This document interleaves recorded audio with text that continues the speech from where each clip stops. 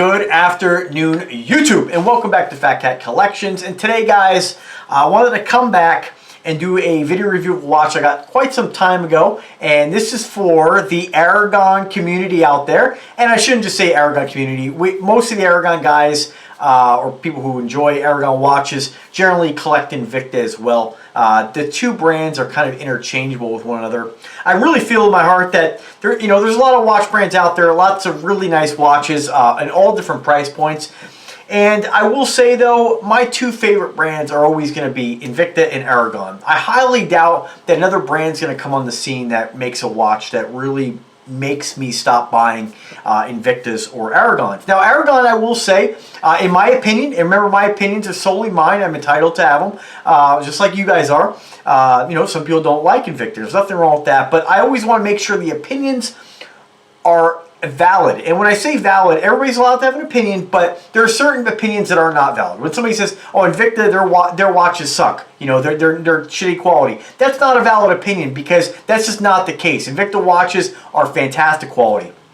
Same thing with Aragon. Now, my opinions on Aragon mainly just come down to taste, right? They just come down to my opinion on how they look. Now, this is one watch that doesn't fall into that category. This is one of the watches that Aragon makes that they really knocked it out of the park, and this is the Millipede. Now, in my opinion, Aragon has fallen behind a little bit lately. I know they keep coming out with watches. I know they keep making watches, but I just feel like they're not really, and that might be their what they want to make. They may not want to make the brands or watches that are really over the top. Aragon first started under the name Android, and their first watches that I can remember was back to like the Silverjet, right? They were big, they were kind of following the Invicta styling, the big, chunky, oversized dive watch. This is an example of something like that. But lately, it just seems like a lot of the watches they're making aren't really different and unique. This is a watch, just like the Silverjet, that is very different and unique. It has its own band. The band really makes this watch, Again, it's called the Millipede. It has a very, centipede-like band. It's a killer watch. I like this watch so much that I have 3 of these. This was one of their limited editions they came out with when I was actually reviewing Aragons for the company. We had an agreement where they would send me about 3 watches at a time. I'd review them, slap the label on them, send them back. It was a great way for me to share new watches with the public, right? Unfortunately, Aragon decided not to work with influencers anymore. They decided we want more of an organic, I think was the word they used, approach to marketing. And, that's their... I was disappointed because it's nice to have fresh content and to check out their watches because I am a fan, but I do feel that lately their styling has become very stagnant. This is does not fall into that category. It does not fall into that description. I just feel like a lot of times they're using like the standard Savant band on a standard case and making a few changes here and there and calling it a new watch. Now, I'm sure they're going to come out with something at some point that makes me want to buy it, but it's been quite some time that I've actually wanted to buy one. But as far as the brand is concerned, they make an incredible watch, and in some cases, even a better value than Invicta in some of their watches.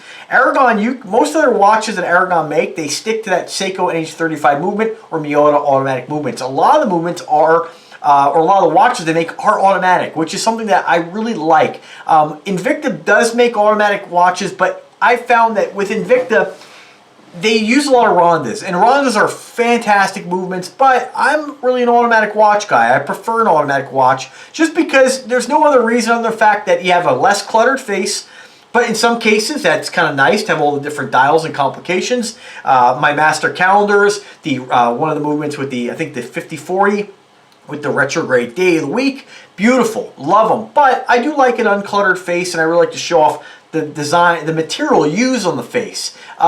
Again, it's not like a set rule, but I like the fact that you never have to worry about opening the watch and that you have just mechanics involved, right? Again, nothing wrong with quartz at all, but it's just nice to know I'll never have to really pop this watch back open.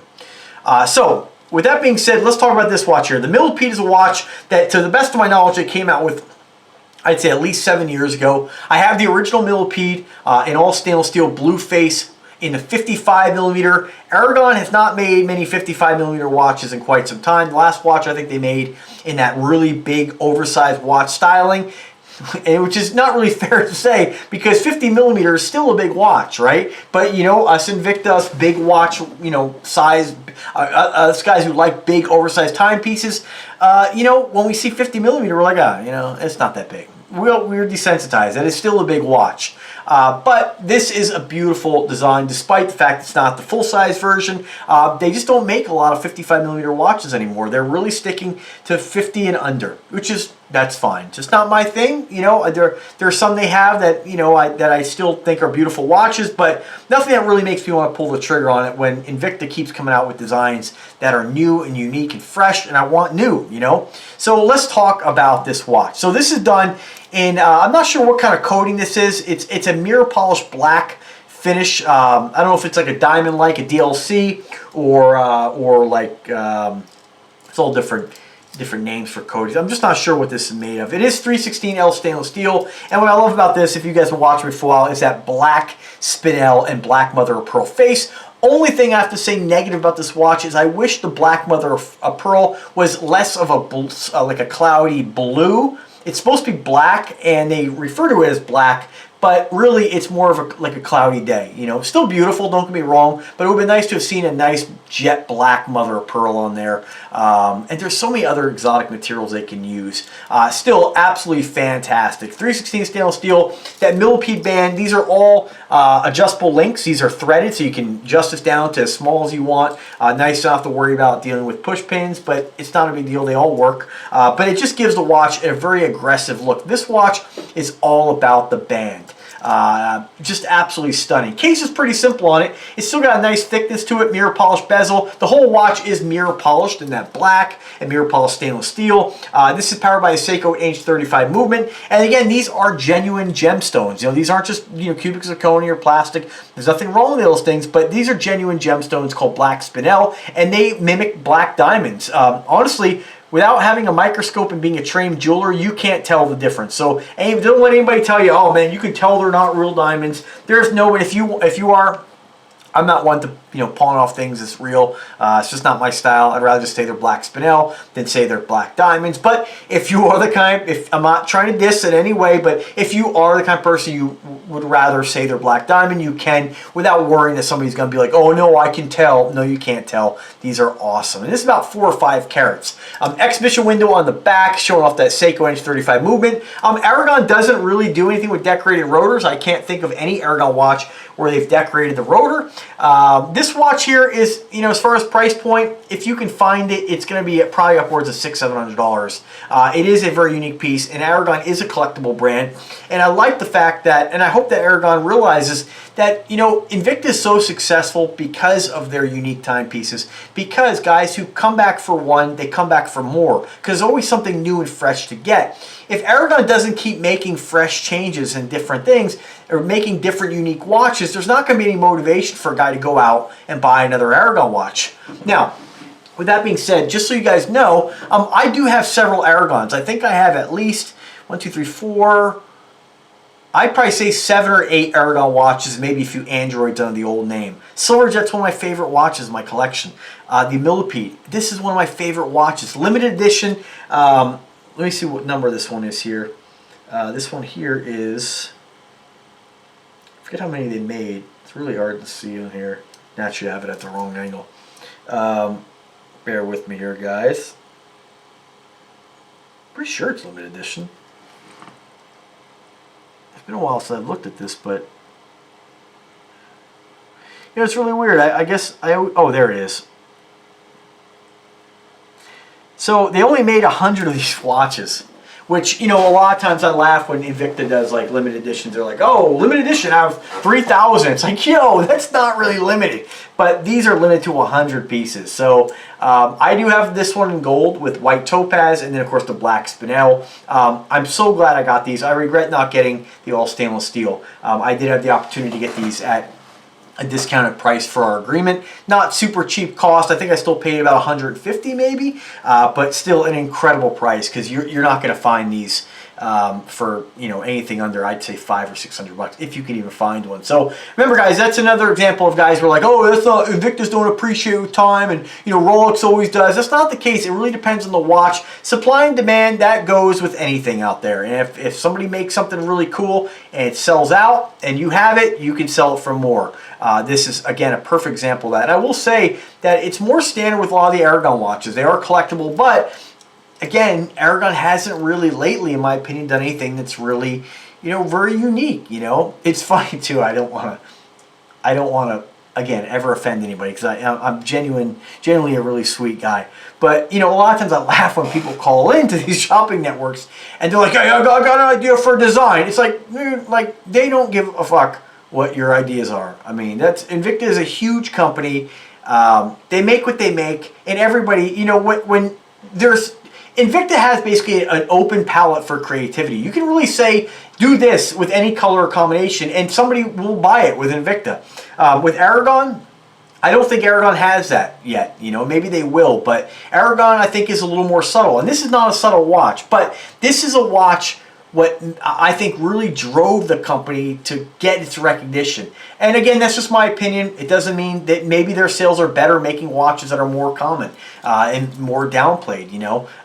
Again, a perfect example of a very simple watch is a Savant. I have the Savant but what makes the Savant so special is the black spinel and, of course, that beautiful abalone face. But, you know, take those things away and you just have a slightly larger Pro Diver style, you know, or Rolex style, Submariner style. It's a basic watch. This is a unique watch. Everything about this watch is super unique. And this is, I think, really was Aragon's claim to fame. And I really hope the company continues to do well. This is a beautiful piece. So I wanted to share that with you guys.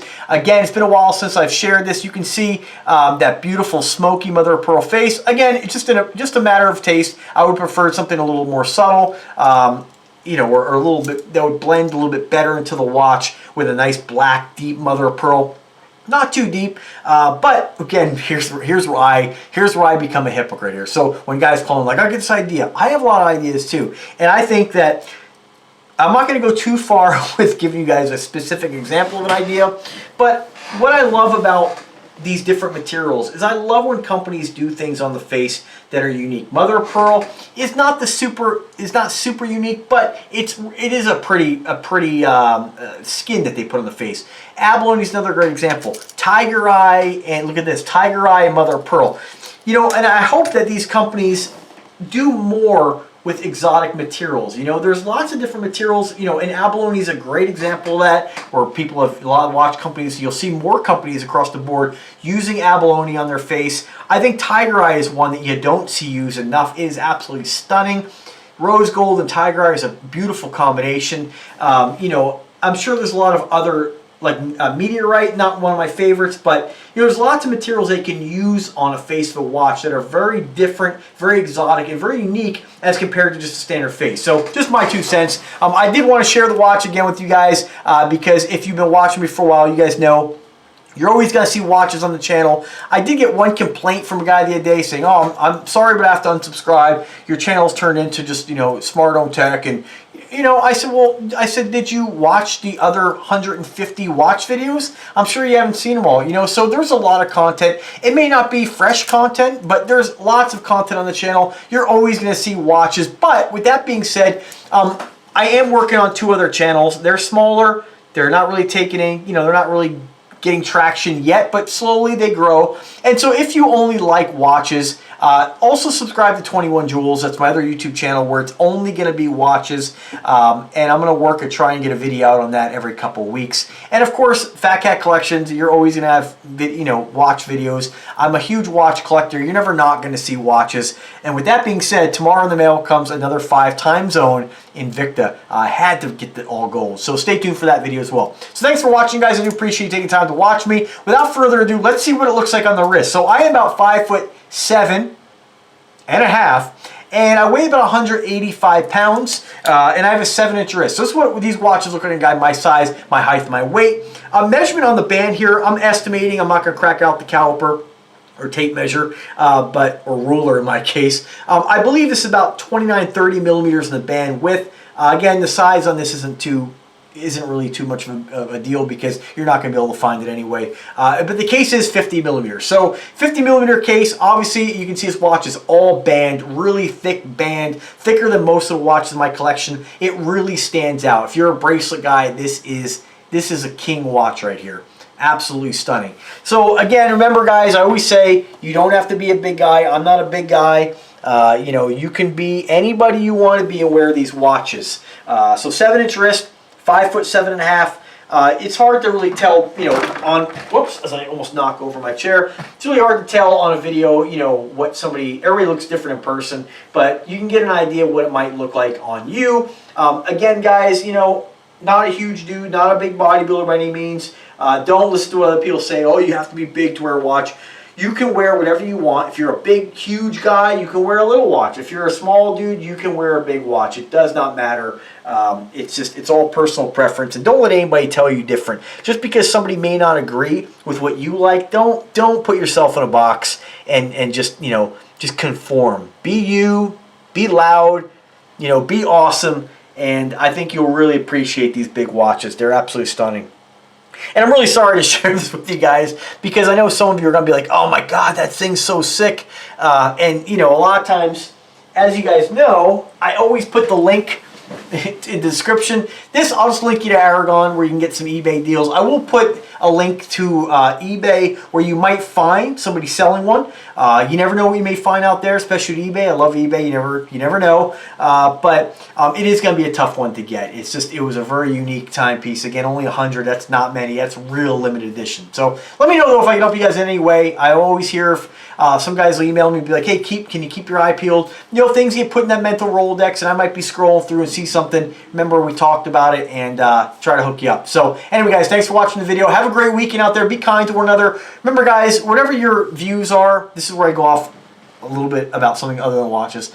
You know, remember what your views are with this whole COVID pandemic. Remember, we are still in the middle of the pandemic. Whether you think this is real or not real, whatever your mindset may be, you know, just, I always say better safe than sorry. Wear a mask. You know, wear a mask, get your vaccine, and, you know, just try to do the right thing. If not for yourself, for other people as well. Be as kind as you can be out there. Be patient. Work on your patience. You know, I try to do these things every single day. You don't have to, but I think it says a lot about a person to try to always be better and keep rocking some dope-ass watches. Have a good day, guys. Subscribe to the channel, though. Take care.